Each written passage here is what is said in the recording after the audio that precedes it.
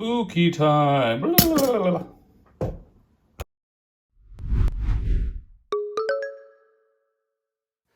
Oh, hello friends, Big Rat from the Little Swamp here. By the time I upload this, it will be the spookiest time of the year, or near enough. In honour of this hallowed day, I've decided to whip up a bit of a spooky diorama for you. Not strictly Halloween themed, but definitely something a bit more gory and ghoulish than I might ordinarily make. So let's get into it. For the majority of this diorama, I'll use this old polystyrene I've saved from my last Amazon parcels. They're definitely better types of foam for crafting, but there's nothing more spooky than impending doom and societal collapse from global warming and resource depletion. So we're doing our part to help with that by recycling this into something fun. My first step is to glue some of the larger pieces together to act as a foundation for our diorama. I'll be planting this onto some kind of wooden base later, but for now I'll work from this. I'll be building some kind of cave for the spooky little vampire mini you saw a moment ago, so I first try out different positions for my vampire to see which will look best. This one I think. I place a toothpick to mark my spot, then take this blunt old hobby knife and our remaining polystyrene and get to work. I use toothpicks to hold the pieces of polystyrene in place and bond them together using this no-nails mastic stuff. I prefer using this when I'm making terrain or dioramas as it sets rock hard and is really cheap compared to other modelling glues. As always, I don't have a detailed plan for this stage, I'm just kind of sticking bits of foam down where I feel looks right, and in the end I'm left with something that looks like a cave from Minecraft, but I want to give it a bit more of a realistic shape, so I take my hobby knife and start carving away at it like a turkey on Christmas. Once I have it in a state I'm reasonably happy with, we are ready for our next stage. Next, after a quick clean down, I give the whole thing a covering with wall filler. I think this is called spackle in America, but that doesn't sound like a real word to me, so we'll just go with filler for now. I coat the entire cave with this to give it a lot more strength and rigidity, as this stuff dries pretty hard. This added strength will help a lot later on when we apply some rock formations to the outside of the cave. Now, it's going to take a while for all that filler to dry off. I'll be leaving it overnight to be safe, meaning I'll need to get on with something else while I wait. So, what better time to start making those rocks I've talked about? For this, I'm going to crack out a bit of an old school technique for you guys. I take some plain old tin foil, fold it in half and scrunch it all up. Then I shape it into a mould by folding up the edges all the way round. By scrunching it up like this, I've made a rocky and craggy texture on the bottom side, which should imprint onto our rock face.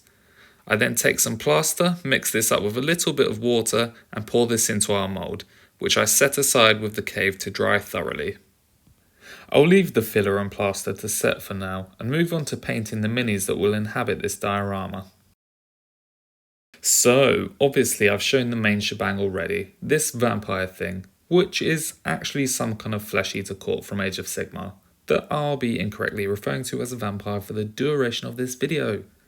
And I wanted to make use of some other random leftovers I have, so I'll be taking some of these ghouls, I think, that came with the flesh eater courts, and a few Cadians I have laying around. I know Cadians are 40k, and these ghouly guys are from Age of Sigmar, and it's kind of blasphemy to mix them, but today I am blaspheming. In the name of spooky season, I am mixing my minis. My mum actually said it would be okay to do that, so... Also, I made this weird little mutant creation here just for fun. It's like a half Cadian, half ghoul thing. I'm not going to use this in the diorama, I just made it for lols. Are we all lolling? Look at this. Some of the Cadians I'll be adding will have suffered a bit at the hands of the ghouls, so I omit to add body parts for some and tear up others using my pliers. I also use a bit of milliput to add some extra gore for the cut up and missing bits too. I'm trying to simulate their innards and bits of torn flesh, so I stick the milliput onto the wounded limbs and give it a bit of a mashed texture with a hobby knife. I also twist some into skinny little sausages and then form it into some guts for this guy. And at this point I'm thinking, is this a bit too extreme? I have a feeling I might be going a bit too far here. Nah, probably not, it's Halloween, isn't it? These wounded Cadians will become some unfortunate scenery pieces. And we're going to do something a bit special with the ghouls, so it's time to get them all mounted onto something which will help to make the painting process a little bit easier.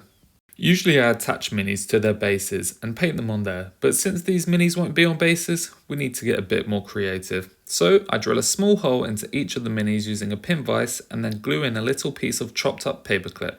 This will give me something to hold on to while I paint the minis, and also act as a bit of an anchor when I place them onto the diorama. And I better not show you where I drilled the holes for these little ghouls. It's in their butts. I get the minis primed quickly and we are ready to paint. Now, some parts of our miniatures won't be visible due to the way they're positioned on the diorama, so I'm not going to waste too much time painting up parts that aren't visible anyway, and instead I'm going to aim for a solid tabletop standard paint job and maybe a little bit of special attention to the bits which will be in the spotlight. But anyway, since it is officially time to paint, we'll make a start on our vampire and ghoulie boys. I'll be using a relatively simple paint job for these guys, since the majority of their surface area is their flesh alone. So, I make a start by using necrotic flesh for the skin, and I slap this on all over, from ghoul head to ghoul toe.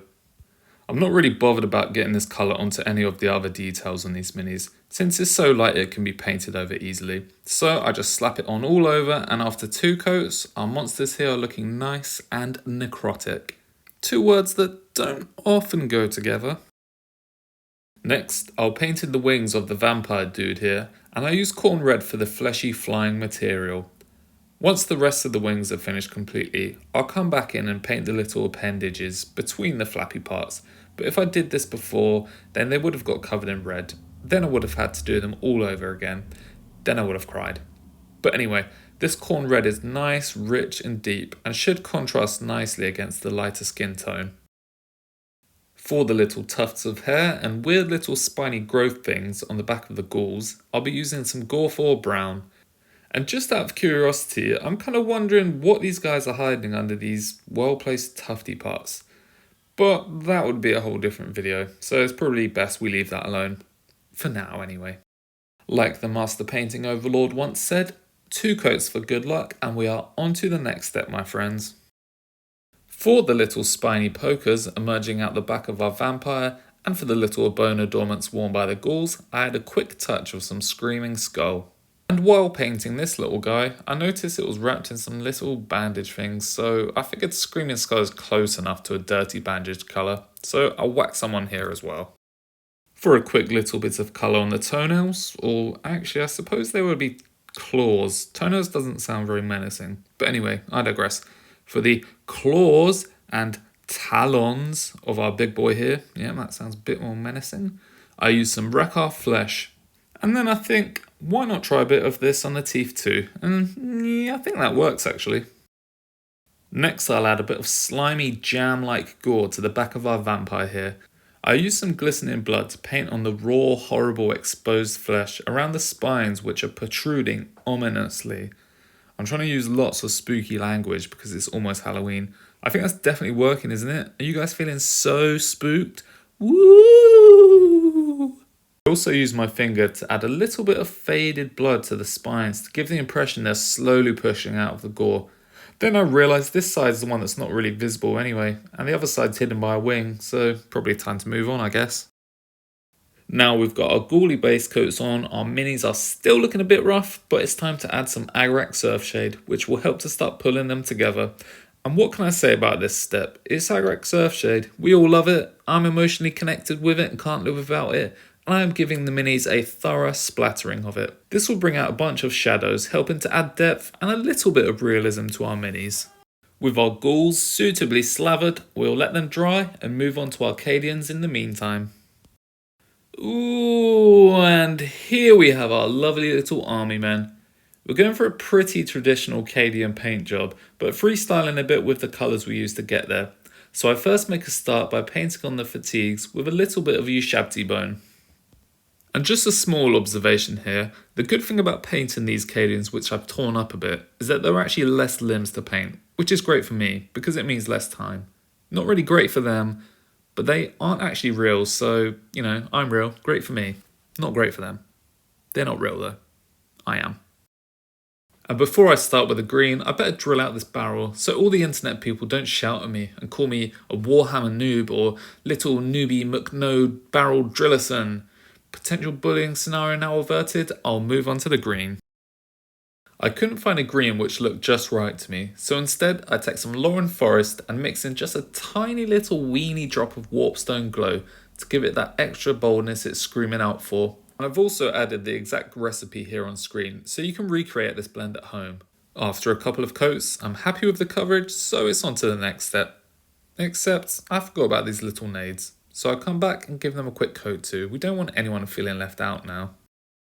Abaddon Black is our next colour, and I use this to quickly paint in the boots, the belts, and also to provide an undercoat for the few areas I'll be painting with metallics. For the flesh of our Cadians, you won't believe this, but I'm actually using Cadian flesh tone here. I know, pretty bonkers. I add this fleshy colour to our little wounded bits also, as it should be a good foundation colour for the gore we'll be adding in a bit. And then I fly in with a quick bit of dried bark for any little straps, this pouch, and the backpack of our main cheese here. None of my paint jobs are complete without some dried bark, so we can all settle down a bit now it's made an appearance. With the black undercoat for our metallic sections now dry, I come in with some lead belcher and add a bit of shimmer and a little bit of shine to these guns, these belt buckles, and this mortar round, though I'm not sure he's going to be needing that anymore. And that's all our base coats finished for our Cadians now, so it's time to wash them down. I come in with some Reichland Flesh shade for the skin, a splash of Aphonian Camo shade for the green, another little squirt of Agrax Surf shade for the fatigues, and then finally a drop of Nuln oil for the metallics. And much like dried bark, I feel like I'm letting down myself and my family if I don't use Nuln oil on every paint job at least once, so there we go. I let those sit for a while, and once the washes on all the minis are dry, they're looking okay, but it's time to tidy them up a bit and get them ready for the diorama. First of all, I dry brush some Evil Sun Scarlet onto the vampire's wings, and then come back with a little Emperor's Children pink towards the upper portions to give it a little accent colour. Next, I touch up all the necrotic flesh on the vampire and ghoulie boys, and then paint in the weird little appendages here between the wing flaps. I add a quick little highlight of Ushabti bone to the areas of necrotic flesh, some screaming skull onto the bony parts, and then just a tiny bit of Steel Legion drab for the tufts and the spiny growths. Then for my Cadians, I touch up the flesh using a lighter tone of Barbarian flesh to add a really quick and easy highlight. And for the remaining parts of the Cadians, I give the green armour a quick edge highlight with some Lauren Forest, touch up the fatigues with some more Ushabti bone, and add a quick highlight with some Screaming Skull. I paint in the Imperial insignias with a little bit of Ulthuan Grey, and then I touch up the metallics with a smidge more lead belcher. Once that's done, it's time to paint in the dreaded eyes. I suck at painting eyes. I hate them. For the ghoulies, I start by adding a larger black circly blob dot type thing, and then I finish it off with a little dot of red on top. For our Cadians, I'm going more traditional and adding a small circle of white which I top off with a little dot of black. For this guy, I don't bother because his helmet obscures his eyes and I'll probably end up ruining it by adding them. I also paint the little cigarette in for this fella and I light it for him with a little Troll Slayer orange, and I don't condone smoking, but if you've been torn limb from limb already, you're probably alright to have a quick ciggy. For the very last touch on the minis, I take some more of the glistening blood I used earlier and go to town on them, adding some gore. I add some around the mouths of the ghouls, some to this little corpse thing this one's holding, and then some to the wounded Cadians. I dab a lot onto their wounded areas and then also flick some from my brush like this all over them and the vampire, like they've been in the midst of battle with the red mist flying. If I were painting these minis alone, I would go a lot further to try and make them look good, but since they'll be part of a diorama with different focal points and I have a lot more work to do still, I'm just aiming for a good tabletop standard, and I'd say we've achieved that. I'm relatively pleased with how these guys look. Anyway, that was a fun little foray into the world of painting. Now let's get back to our diorama. And we are back to the diorama. So everything we did last time is now as dry as a whistle, and I want to see how my tinfoil mould rock face has come up, and I'd say that's looking pretty damn good if you ask me. I don't want to add it as one chunk, so I'm breaking it up here, and then I'm going to take the pieces and blend them in using a bit more of our filler. Once I've broken it up, I realise I probably don't have enough here, so I brew up another quick batch of rock face quickly, and then I smash that up too. Now I should have plenty. I have a little play around trying to work out where I'll place the rocks, and then I whip up my mastic gun and start sticking them down. As usual, I don't have a specific plan for this, I'm just letting the creative juices take over and placing them where I feel will look good. For some areas, I have to carve away chunks of the existing cave to fit the rocks where I want them to go, and for others, I can just slap them down. Now I have the majority of my rocks in place, I'm going to get started on a little secret open portion of the cave at the back where we'll be able to see our little ghouls doing whatever ghouls do. Start by carving out a rough area for the cave, and then I poke my ghouls in to make sure they'll actually fit. Yeah, that's looking pretty good to me. So now I'm happy with the size and depth. I push in this piece of polystyrene so you can't see through one hole into the other, as I think this would make the cave look really small. This way there's at least the impression of some extra depth. And it's looking pretty rough at the moment, but we'll get this looking a lot smoother in our next steps. I add a bit of mastic here to secure the block in place, and then I leave that to dry. And then, with our little bonus cave situated, I finish off by adding some more rockery to the surrounding areas. Once I've finished adding the rocks, I come back with some filler to tie them all together, and I use my finger to fill in all the little cracks and crevices between them, and then give the insides of our caves a quick coating too. Then I channel my inner painter decorator and skim around the sides of the base bit here, as I'm not sure if I'm going to be covering this up yet or not. Once all that filler dries, we can see it's looking a lot better now. What were previously a series of random unconnected rocks are now a unified formation of little rock buddies. All of our terraforming work is done now, so it's time to seal everything in. I mix some PVA glue and some black paint together, which I coat all over the entire diorama. This will seal in all the dusty filler and plaster rocks, meaning we can paint on and decorate it without the layers seeping into one another. And again, I need to let this dry thoroughly before I can come back and paint onto it. There's been a lot of watching paint dry in this project. Hopefully this video is at least marginally more entertaining than that. Now friends, we're at the part I've been looking forward to most. It's rock painting time! I love painting rocks. You can get a really nice realistic result for not a great deal of effort, to be honest. So to paint all the rockery for our cave, I start with a dark grey base coat, and then I dry brush on progressively lighter shades of grey, finishing with an almost pure white dusting. I make sure to let each coat dry thoroughly before I apply the next one, and I make my greys lighter by just adding a little dollop of white into my paint mixture each time. I make sure to hit the raised parts with the lighter coats, but keep the darker colours in the recessed areas as much as possible, since this gives us the most realistic looking finish. After an unspecified number of coats, I'm feeling fairly happy with how it looks. It's looking pretty good, quite cave-like indeed, but it needs a bit more work. To make it look more realistic, I'm going to add some washes I've made by watering down some acrylic hobby paints. Natural rock formations are covered in different shades of greens and browns and all kinds of other colours, so adding this colour variation just helped to make it look better than an ant on a log. I apply the washes quite liberally, but dab off a fair amount with a tissue before they dry. This dabbing helps to leave behind their nice coloured hues without saturating the area too much. And once those washes have dried off, I come back and touch up some of those rocks with the grey white we used earlier. I also give the ground outside the cave a quick base coat of brown, and once that's dry, we are ready for the final stage of this project, adding the flock. So for my ground, I'll be using a combination of my homebrew mud mixture, some base ready mixture, some foam flock, and some various tufts and plants. Again, I'm sure you're sick of me saying this, but I don't have a specific plan for this. I just have the materials I want to use and I get stuck in. I start by first adding a muddy little track into the cave here with my mud mixture, and then apply some PVA surrounding it. For the PVA sections, I add in a sprinkling of the base ready mixture and then give it a loving dusting of a green flock and an off-green flock. Flocking hell. As with everything else in this project, that needs some time to dry off, so I take our same mud mixture and add some little muddy lumps on the roof of the cave. I add a bit of my own homemade moss mixture on top of the mud, and then dust on a tiny bit of flock to form some little muddy, mossy growths.